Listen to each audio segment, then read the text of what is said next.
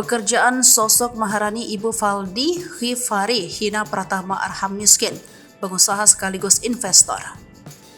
Terungkap pekerjaan dari sosok Maharani selaku Ibu Faldi Ghifari, rekan Marcella Aprilia hina Pratama Arham miskin.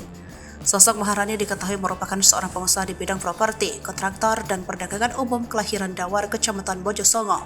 23 April 1971, ia merupakan Ketua Real Estate Indonesia Komisariat Solo Raya. Bukan hanya itu saja, Maharani merupakan Direktur Utama PT Dua Putra Bengawan, yang adalah investor utama Grand Maharani Mall. Maharani juga menjabat sebagai Wakil Ketua Kamar Dagang dan Industri Karanganyar dan Ketua Forum PK Sukoharjo. Maka tak heran bila Faldi Ghifari berani menghina Pratama Arham miskin. Berikut ini jabatan Ibu Faldi Ghifari: Direktur PT Dua Putra Bengawan, Ketua Real Estate Indonesia Komisariat Solo Raya, Wakil Ketua Kamar Dagang dan Industri Karanganyar, Ketua Forum PKP Sukoharjo. Sementara itu diketahui bahwa Faldi sendiri merupakan lulusan SMA Taruna Bangsa Magelang, Jawa Tengah, yang juga kuliah kedokteran Universitas Trisakti. Informasinya, Faldi Ghifari menjalani kepanitraan klinik prodi 19 April 2021 di Rumah Sakit TNI Angkatan Laut Dr. Minto Harjo pada bagian penyakit dalam.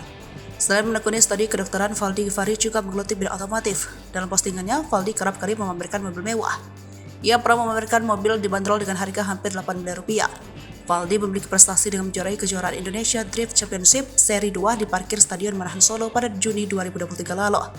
Teman Marcella Aprilia ini duduk di belakang kemudi mobil BMW E36 tahun 1994. Dalam kejuaraan IDC 2023, Faldi meraih poin tertinggi di atraksi teknik menyetir ekstrim. Diketahui juga jika Faldi kerap memakai jam tangan seharga 900 juta rupiah.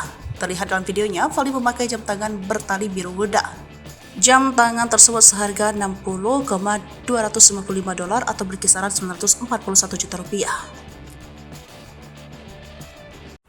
Download Tribun X sekarang, menghadirkan lokal menjadi Indonesia.